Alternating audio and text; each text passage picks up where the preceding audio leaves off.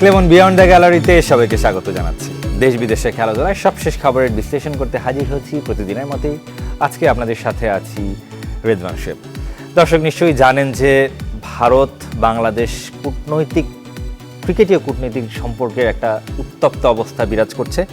এর শেষ কোথায়? এই মুস্তাফিজুর রহমানকে কেন্দ্র করে কিংবা বাংলাদেশ দলের ভারতে টি-20 বিশ্বকাপ খেলতে না যাওয়াকে কেন্দ্র করে সিকিউরিটি পারপাসে এর শেষ কোথায়, কিভাবে শেষ হবে, আমরা সেই প্রশ্নগুলোর উত্তর আজকের অনুষ্ঠানে জানার চেষ্টা করব এবং সেটা দু দেশের কূটনীতিতে আসলে কোনো প্রভাব ফেলবে কিনা আমরা সেই বিষয়টা নিয়ে আলোচনা করার চেষ্টা করব। আমাদের সাথে সেই আলোচনায় আছেন আবুল কালাম আজাদ মজুমদার, তিনি ডেপুটি প্রেস সেক্রেটারি, প্রধান উপদেষ্টা। আপনাকে স্বাগত আমাদের এই আজকের আয়োজনে। দর্শক, এবার মূল আলোচনায় যাব। আজাদ ভাই, একদম শুরুতে আমাদের যে টপিকটা, যে আসলে এর শেষটা কোথায়, কিভাবে হতে পারে, আপনার কাছে কি মনে হয় যদি বাংলাদেশ শেষ পর্যন্ত ভারতে না যায়? এবং আমরা যতটুকু এখনো পর্যন্ত বুঝতে পারছি যে অনেকটা তারা অ্যাডামেন্ট, ভারত বা আইসিসি, যে ভারতেই বাংলাদেশকে যেতে হবে। আমরা ক্রিক-ইনফো রিপোর্টটা দেখলাম। সেক্ষেত্রে শেষ পর্যন্ত আসলে কি দাঁড়াবে বিষয়টা? প্রথম কথা হলো আইসিসি অ্যাডামেন্ট কি অ্যাডামেন্ট না, এতে বাংলাদেশে কিছু আসা যায় না।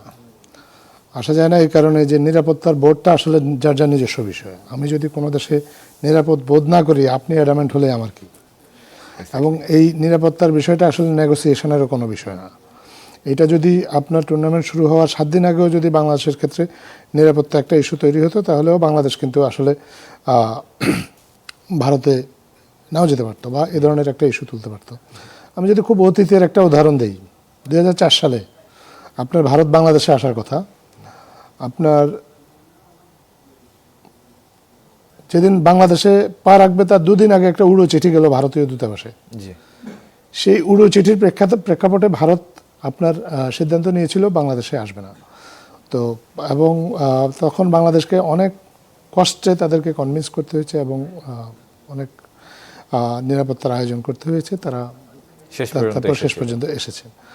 তো 2 দিন আগেও যদি কোনো টুর্নামেন্টের কোনো নিরাপত্তা ইস্যু তৈরি হয়, তাহলে যার নিরাপত্তা বিঘ্নিত হওয়ার আশঙ্কা থাকে তার পূর্ণ অধিকার থাকে তার নিজের যে সিদ্ধান্ত, সেই সিদ্ধান্তটা সে নিতে পারবে। বাংলাদেশের ক্ষেত্রে এরকম ঘটনা আরও আগেও ঘটেছে। আপনি যদি 2016 সালের টি-20 অনূর্ধ্ব-19 বিশ্বকাপটা দেখেন, আমি একেবারে সুনির্দিষ্ট তারিখ ধরে আপনাকে বলতে পারবো। সেই টুর্নামেন্টটা শুরু হয়েছিল বাংলাদেশে 22 জানুয়ারি, আর 5 জানুয়ারি অর্থাৎ টুর্নামেন্ট শুরু হওয়ার মাত্র 17 দিন আগে অস্ট্রেলিয়া জানালো যে তারা আসতে পারবে না, এবং তারা শেষ পর্যন্ত আসেনি। তারা বাংলাদেশে কোনো কারণে নিরাপদ বোধ করেনি। যদি আমরা মনে করি যে সেই সময় বাংলাদেশে নিরাপত্তাজনিত এমন কোনো পরিস্থিতি তৈরি হয় নাই যাতে অস্ট্রেলিয়া আসবে না। অন্য দেশগুলো এসেছে, পশ্চিমা দেশগুলো এসেছে, ইংল্যান্ড এসেছে, সাউথ আফ্রিকা এসেছে, এবং নির্বিঘ্নে টুর্নামেন্ট শেষ হয়েছে। কিন্তু এটা অস্ট্রেলিয়ার নিজস্ব সিদ্ধান্ত ছিল। এই সিদ্ধান্তে কারো কোনো কিছু করার ছিল না। যেহেতু টুর্নামেন্টের একক হোস্ট ছিল বাংলাদেশ, অস্ট্রেলিয়ার জন্য আলাদা কোনো ভেন্যু ঠিক করা তখন সম্ভব ছিল না। তো একইভাবে এখন বাংলাদেশও সেখানে ভারতে অনিরাপদ বোধ করছে। এখন বাংলাদেশ যদি অনিরাপদ বোধ করে, তাহলে আপনার বাংলাদেশ আইসিসির কাছে তার পূর্ণ নিরাপত্তা সহ অন্য ভেন্যুতে, এমনকি যে শ্রীলঙ্কাতে যে ভেন্যু রিলোকেট করার কথা বলেছে, সেখানেও কিন্তু বাংলাদেশের নিরাপত্তা বাড়াতে হবে এখন। কারণ নিরাপত্তার একটা পরিস্থিতি তৈরি হয়েছে। এবং ভারতের ক্ষেত্রে, এই টুর্নামেন্টের ক্ষেত্রে যেটা হয়েছে, আপনি দেখেন এই টুর্নামেন্টে বাংলাদেশ দলের নিরাপত্তা নিয়ে শঙ্কা কিন্তু আরও অনেক আগে থেকেই ছিল। এমন না যে এটা মোস্তাফিজের ঘটনার কারণেই এই সংখ্যাটা তৈরি হয়েছে, অনেক আগে ছিল। কেন আমি আপনাকে বলছি, আপনি ভারতে বাংলাদেশের সন্দেহে 2 জন ভারতীয়কে পিটিয়ে মেরে ফেলা হয়েছে কিছুদিন আগে, কেরালা এবং বিহারে। ভারতে বাংলাদেশের সন্দেহে ভারতের নাগরিকদেরকেই পিটিয়ে মেরে ফেলা হচ্ছে। গত কয়েক মাস ধরে আপনার ভারতের নাগরিকদেরকে বাংলাদেশের সন্দেহে বাংলাদেশে পুশিং করা হচ্ছে। তো এর থেকে কি বোঝা যায় যে ভারতে বাংলাদেশের বিরুদ্ধে একটা জেনোফোবিক অ্যাটিটিউড তৈরি হয়েছে ভারতীয়দের অনেকের মধ্যে। কিন্তু বাংলাদেশ এই বিষয়টাকে অন্যভাবে ডিল করতে চেয়েছে। বাংলাদেশ চায়নি যে এটার মধ্যে ক্রিকেটটাকে টেনে আনতে। বাংলাদেশ এই ইস্যুগুলো আরও আগেই তুলতে পারতো, যে যেখানে ভারতীয় নাগরিকরা বাংলাদেশের সন্দেহে নিগৃহীত হচ্ছে, সেখানে বাংলাদেশের একটা নাগরিক ভারতে গেলে কিভাবে তার নিরাপত্তা নিশ্চিত করা হবে সে বিষয়ে ভারতকে ডিটেল আসলে জানাতে হবে। কিন্তু বাংলাদেশ সেটা বলেনি। তার প্রথম কারণ হচ্ছে যে বাংলাদেশ চায়নি যে এটার সাথে ক্রিকেটটা জড়িয়ে যাক, কারণ ক্রিকেটটা আসলে আমাদের কি বলবো, আমরা একটা ইউনিফাইং ফ্যাক্টর ক্রিকেটের ক্ষেত্রে, এবং আমরা সবসময় ক্রিকেটটাকে চেয়েছি এটাকে ক্রিকেটের মধ্যেই রাখতে। এটার সাথে বাংলাদেশ অন্তত কখনো ক্রিকেটটাকে রাজনীতি মেশায় নাই। কিন্তু এখন যে পরিস্থিতিটা দাঁড়িয়েছে, ভারত স্ব-উদ্যোগে অনেকটা জানিয়েছে যে ভারতের নিরাপত্তার সংখ্যা আছে। একজন ক্রিকেটারের নিরাপত্তার সংখ্যা যদি থাকে, তাহলে 15 জন ক্রিকেটারের নিরাপত্তার সংখ্যা থাকে। এই 15 জন ক্রিকেটার বাংলাদেশের দূত হিসেবে সেখানে যাবে। এবং শুধু 15 জন ক্রিকেটারই নয়, এখানে তার সংশ্লিষ্ট স্টেক হোল্ডার রয়েছেন, কারণ নিশ্চয়ই সাংবাদিকরাও কভার করতে যাওয়ার, তাদেরও একটা, যেহেতু টি-20 বিশ্বকাপ হচ্ছে, পাশাপাশি অন্যান্য স্টেক হোল্ডার যদি বলি, স্পন্সরদের হয়তো বা অনেকে যেতে পারেন, বা অনেকে যদি যারা খেলা দেখতে পছন্দ করেন, সমর্থকরাও যেতে পারেন, তাদের নিরাপত্তার ব্যবস্থাটা কি? অবশ্যই আমি আপনাকে আমার ব্যক্তিগত একটা অভিজ্ঞতার কথা বলতে পারি। আমি 2011 সালে বিশ্বকাপ ফাইনাল কভার করতে ভারত গিয়েছিলাম মুম্বাইতে। বিমানবন্দরে নামার পর আমাকে বলা হলো যে বাংলাদেশিদেরকে কোনো হোটেল দেওয়া হবে না। এবং আমাদের এই অভিজ্ঞতাটা কম বেশি সবার কিন্তু হয়েছে। আমি আপনাকে বলি, আমি কিন্তু অ্যাক্রিডিটেড জার্নালিস্ট। ফাইনাল কভার করতে গিয়েছিলাম, শ্রীলঙ্কা থেকে ভারতে গিয়েছিলাম। তারপর যখন হোটেল কোনো রকম একটা ম্যানেজ করলাম, রাত 3টার সময় এসে পুলিশ আমাকে ঘুম থেকে তুলে আমার পাসপোর্ট দেখতে চাইলো। যদিও আমার পাসপোর্ট কিন্তু রিসেপশনে দেওয়া ছিল। পুলিশ চাইলে আমি এখানে কে আছে সেটা ওখান থেকেই আসলে দেখতে পারতো। কিন্তু এটা হচ্ছে আমি একজন বাংলাদেশি হওয়ার কারণে এক ধরনের হেনস্থার শিকার হলাম, নাজেহাল হলাম। কখন? যেই সময়ে বাংলাদেশে ভারতের একটা বসংবট সরকার রয়েছে, যেই সময়টাতে ভারত মনে করছে যে বাংলাদেশ তার বন্ধু রাষ্ট্র, কিন্তু তারপরেও বাংলাদেশি হিসাবে আমাকে তারা কোনো ধরনের ছাড় তো দেয়নি। বন্ধুরাষ্ট্রের নাগরিক, তাদের তথাকথিত বন্ধুরাষ্ট্রের নাগরিক তারা যেভাবে বলতে চেয়েছে, কোনো ছাড় তো দেয়নি, উল্টা হেনস্থা করা হয়েছে। এই পরিস্থিতি যদি 2011 সালে হতে পারে, তাহলে এখন তো পরিস্থিতি পুরো বিপরীত। এখন ভারতের সরকার, ভারতের মানুষ অনেকেই বাংলাদেশকে আর তাদের বন্ধু মনে করে না। বাংলাদেশের সাথে নানা ক্ষেত্রে বৈষম্যমূলক বৈরী আচরণ করছে তারা। বাংলাদেশের দূতাবাস যেখানে নিরাপদ নয়, সেখানে বাংলাদেশের এই যে ক্রিকেট খেলোয়াড়রা, তারাও বাংলাদেশের দূত, তারা কীভাবে নিরাপদ বোধ করবে? নিরাপত্তার এই সংখ্যাটা বাংলাদেশের জেনুইন, এবং বাংলাদেশ তার পূর্ণ অধিকার রয়েছে তার এই কনসার্নটা ব্যক্ত করার এবং আইসিসিকে বলা যে আমার এই কনসার্নটা তোমাকে অ্যাড্রেস করতে হবে। আইসিসি যেহেতু একটা বৈশ্বিক সংস্থা, এটা তার সামনে আসলে এর বাইরে অন্য কোনো বিকল্প নেই। কিন্তু আমরা যতটুকু জানি, যতটুকু বোঝা যায়, যে জয় শাহকে আমরা চিনি, তিনি আইসিসির চেয়ারম্যান এবং খুব প্রভাবশালী একজন ক্রিকেট সংগঠক এই মুহূর্তে। তিনি কার ছেলে? তিনি যিনি স্বরাষ্ট্রমন্ত্রী রয়েছেন, অমিত শাহর ছেলে, যিনি এখন এই মুহূর্তে যারা ক্ষমতা আছেন বিজেপির। এই সব কিছু মিলিয়ে আপনার কাছে মনে হয় কিনা যে পরবর্তীতে ধরে নিলাম যে বাংলাদেশ ওখানেই খেলতে হবে, আইসিসি সেভাবেই বললো, বাংলাদেশ গেল না, সেটার আফটার ইফেক্টটা কি হতে পারে? আপনার কাছে কি মনে হয় যে পরবর্তীতে আসলে এক ধরনের কোণঠাসা হওয়ার ক্রিকেট কূটনীতিতে বা বহির্বিশ্বে? এখানে কোণঠাসা হওয়ার কোনো কারণ নেই। নিরাপত্তাজনিত কারণে একটা দেশে বিশ্বকাপ খেলতে যায় না, এটা বাংলাদেশের যদি না যায়, এটাই প্রথম ঘটনা হবে না। এর আগে এরকম অনেকগুলো ঘটনা ঘটেছে, আপনি সবাই সেটা জানেন। এবং সেটা যেমন আপনার জিম্বাবুয়েতে ইংল্যান্ড যায় নাই, কেনিয়াতে নিউজিল্যান্ড যায় নাই, শ্রীলঙ্কাতে অস্ট্রেলিয়া আসে নাই, বাংলাদেশে অস্ট্রেলিয়া আসে নাই আন্ডার-19 ওয়ার্ল্ড কাপ খেলতেছে। বাংলাদেশও যদি ভারতে না যায়, তাহলে এটা সমস্যাটা পুরোপুরি ভারতের। বা ভারতে যে নিরাপত্তার একটা সংকট আছে, ভারত যে একটা নিরাপত্তার বাবল তৈরি করে রাখছে, বাইরের বিশ্বের মানুষকে একটা ধারণা দিচ্ছে যে না, তারা তো তাদের দেশটা নিরাপদ, কিন্তু সেখানকার প্রকৃত সিচুয়েশনটা কি, সেখানে তখন আলো পড়বে। আলো পড়ার পর মানুষ আরও বেশি করে জানবে যে ভারতের প্রকৃত অবস্থাটা কি। এই সমস্যাটা ভারতের বাংলাদেশ এই সমস্যাটা তৈরি করেনি, সমস্যাটা ভারত তৈরি করেছে। এটা সমাধান কিভাবে হবে সেটা ভারতীয়দেরকেই বের করতে হবে। এবং তাদের যদি আইসিসিতে কোনো প্রভাব থাকে, আমরা মনে করি তারা আইসিসিতে তাদের সেই প্রভাবটাকে কাজে লাগিয়ে এই সমস্যাটার উপযুক্ত একটা সমাধান বের করে বাংলাদেশ যেখানে নিরাপদ বোধ করে খেলতে, সেখানে খেলার সুযোগটা করে দেবে। এটা ক্রিকেটের স্বার্থে এবং ভারতের নিজের স্বার্থে এটা তাদেরকে করতে হবে। জি, as a deputy press secretary হিসেবে আমি একটু জানতে চাই যে মাননীয় প্রধান উপদেষ্টা তিনি এই বিষয়টাকে কিভাবে দেখছেন, তিনি অবগত আছেন কিনা? অবশ্যই অবগত আছেন। মাননীয় প্রধান উপদেষ্টা তো বাংলাদেশের 18 কোটি মানুষের নেতা এই মুহূর্তে। বাংলাদেশের 18 কোটি মানুষ এই বিষয়টাকে যেভাবে দেখে, মাননীয় প্রধান উপদেষ্টা বিষয়টাকে সেভাবে দেখে। এটা বাংলাদেশের আত্মমর্যাদার প্রশ্ন। আত্মমর্যাদার পাশাপাশি এটা বাংলাদেশের খেলোয়াড়দের নিরাপত্তার প্রশ্ন। আমি শুরুতেই আপনাকে বলেছি, নিরাপত্তার বিষয়টা কখনোই নেগোশিয়েবল না। এটা নিয়ে নেগোসিয়েশন করার কোনো সুযোগ নেই। আমি যতক্ষণ পর্যন্ত না ভারতের নিরাপদ বোধ করব, যতক্ষণ পর্যন্ত না ভারত আমার খেলোয়াড়দের জন্য নিরাপদ পরিবেশ তৈরি করতে না পারবে, ততক্ষণ পর্যন্ত আমরা সেখানে আমাদের খেলতে যাওয়ার কোনো সুযোগ নেই। এই ক্রিকেটাররা আমাদের জাতীয় সম্পদ, এবং এই ক্রিকেটারদের পাশাপাশি তাদেরকে যারা অনুসরণ করে, আমাদের ফ্যান আছে, আমাদের সাংবাদিক আছে, এমনকি আমাদের আম্পায়ারও কিন্তু এই টুর্নামেন্টে যাবে। সো তাদের কারো নিরাপত্তাই আমরা ঝুঁকিতে ফেলতে পারি না। এটা আমাদের সরকার দায়িত্ব তাদেরকে জানানো যে এখানে নিরাপত্তা ঝুঁকি আছে এবং এই নিরাপত্তা ঝুঁকির কারণে প্রয়োজনে যদি কোনো আর্থিক ক্ষতিও হয় তাহলে আমরা সেটা মেনে নিয়েই আমরা এই টুর্নামেন্ট থেকে দূরে থাকব। আমরা আমাদের অবস্থানটা আইসিসিকে জানিয়েছি, সেটা সরকারের সম্মতি নিয়েই বিসিবি জানিয়েছে এবং আইসিসিকেই এখন আসলে তার সিদ্ধান্তটা নিতে হবে এবং পরিষ্কারভাবে সেটা জানাতে হবে। জি, অবস্থা দৃষ্টে মনে হচ্ছে যে ভারত বাংলাদেশ সম্পর্ক, কূটনৈতিক সম্পর্ক শীতল অবস্থার মধ্যে রয়েছে। এই বিষয়টা ক্রিকেটের যে কূটনীতির যে উত্তপ্ত অবস্থাটা, সেটা মানে সিনার্জিক ইফেক্ট ফেলছে কিনা দু দেশের পররাষ্ট্রনীতি কিংবা কূটনীতিতে? ক্রিকেটের সাথে জাতীয়তাবোধ একটা অঙ্গাঙ্গিভাবে অঙ্গাঙ্গিভাবে জড়িত এবং আপনি দেখেন যে মুস্তাফিজের এই ইস্যুতে মুস্তাফিজের যে এটা অপমান বা তাকে যে আইপিএল থেকে বের করে দেওয়া হলো, এটা বাংলাদেশের প্রত্যেকটা মানুষ ব্যক্তিগতভাবে নিয়েছে, প্রত্যেকটা মানুষ নিজে অপমানিত বোধ করেছে। সো অবশ্যই বাংলাদেশে ভারতের প্রতি বাংলাদেশের মানুষের যে কিছু ক্ষোভ আছে, অনেক কারণে ক্ষোভ আছে, সীমান্ত হত্যার কারণে বাংলাদেশের মানুষের ভারতের প্রতি কিছু ক্ষোভ আছে। আমাদের দেশের অপরাধীরা সেখানে নির্বিঘ্নে জীবনযাপন করতে পারছে, এখন সেটার বিষয়ে বাংলাদেশের মানুষের ক্ষোভ আছে।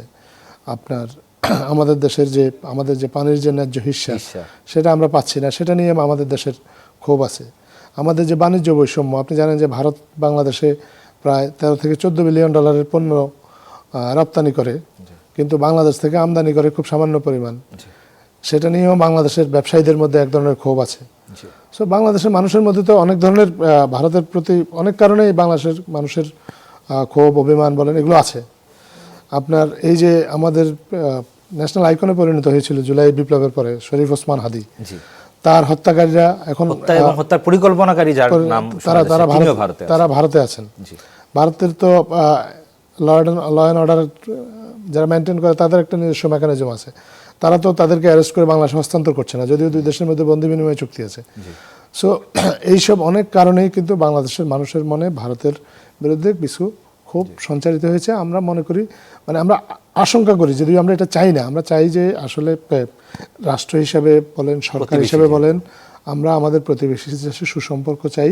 আমরা চাই যে আমাদের সম্পর্কটা যাতে পারস্পরিক শ্রদ্ধার ভিত্তিতে হয় এবং এই শ্রদ্ধার ভিত্তিতে পারস্পরিক সম্পর্কটা আমরা যদি এগিয়ে নিয়ে যেতে পারি তাহলে আমরা পরস্পর যাতে কীভাবে বেনিফিটেড হতে পারি সেটা নিয়ে আমরা সবসময় আলোচনার দুয়ারটা উন্মুক্ত রাখতে চাই।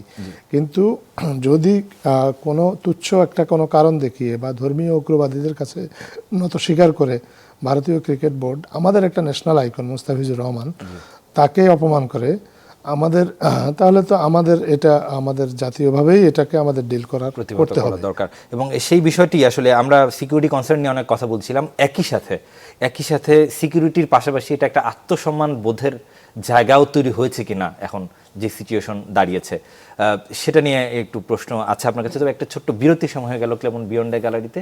দর্শক কোথাও যাবে না, কিছুক্ষণের মধ্যে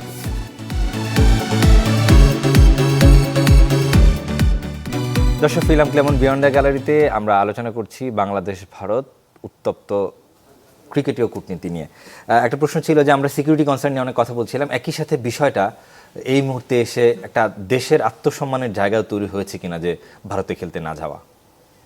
না, তা তো অবশ্যই। এখানে তো আসলে মোস্তাফিজকে যে আইপিএল থেকে বের করে দেওয়া হলো, এটা তো মোস্তাফিজের কারণে বের করে দেওয়া হয়নি, তার বাংলাদেশি পরিচয়ের কারণে বের করে দেওয়া হয়েছে, তাই না? তো আপনার বাংলাদেশি পরিচয়ের কারণে যদি কোনো একজন ক্ষতিগ্রস্ত হয় তাহলে তো বাংলাদেশ অ্যাজ এ হোল বা অ্যাজ এ কান্ট্রি এটা অপমানিত হয়, তাই না? বা এটা বাংলাদেশ একটা দেশটাকেই আসলে অবজ্ঞা করা হয়। তো দেশটাকে যদি অবজ্ঞা করা হয় কোনো একটা পক্ষ থেকে, তাহলে তো দেশের মানুষের এটা আত্মসম্মানে অবশ্যই লাগবে। সো এটা একটা আত্মপরিচয়, আত্মমর্যাদা, এগুলো তো অবশ্যই আছে।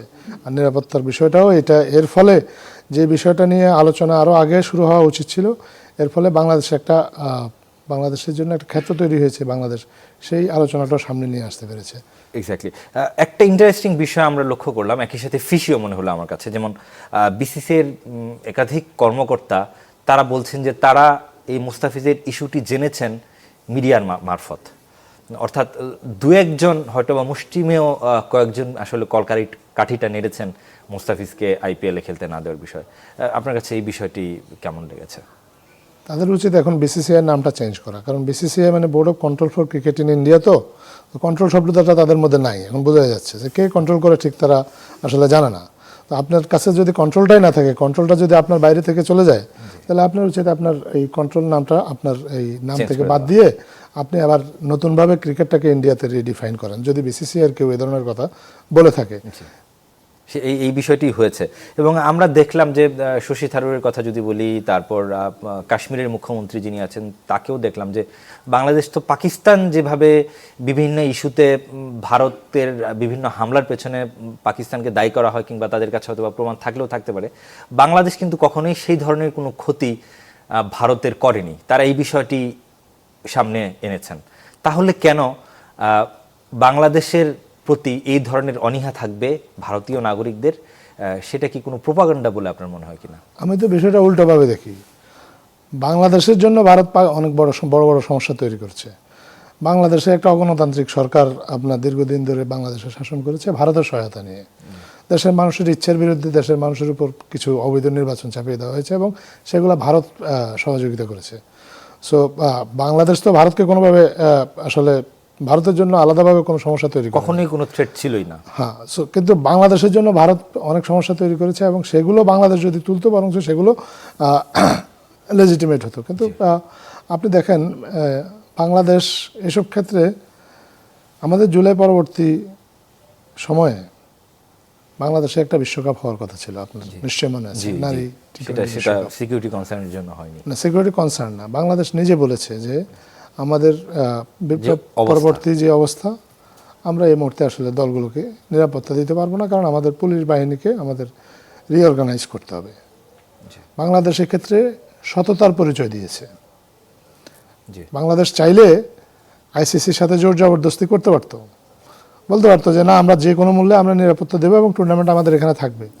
এই টুর্নামেন্টটা বাংলাদেশ থেকে দুবাই চলে গিয়েছে, বাংলাদেশ সেটাতে খুব বেশি আপত্তিও করে নাই এবং টুর্নামেন্টটা পরবর্তীতে নির্বিঘ্নে দুবাইতে সম্পন্ন হয়েছে। তো বাংলাদেশ যেখানে তার দেশে যদি কোনো সমস্যা থেকে থাকে সেটাকে অ্যাকনোলেজ করে আইসিসিকে বলেছে যে ঠিক আছে, টুর্নামেন্টটা দুবাইতে তোমরা সরিয়ে নিয়ে গিয়েছো, আমাদের কোনো অসুবিধা নাই।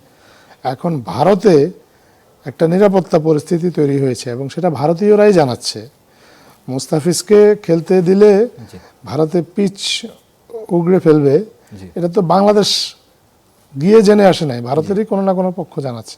তো ভারতে যে নিরাপত্তা পরিস্থিতিটা তৈরি হয়েছে, ভারতের উচিত এটাকে অ্যাকনোলেজ করা এবং আইসিসিকে জানানো যে বাংলাদেশের ম্যাচগুলো যেন শ্রীলঙ্কাতে সেটা ভারতের পক্ষ থেকে আসলে এই বিষয়টা, এই সমস্যাটা ভারত তৈরি করেছে এবং ভারতকে এটা সমাধান করতে হবে।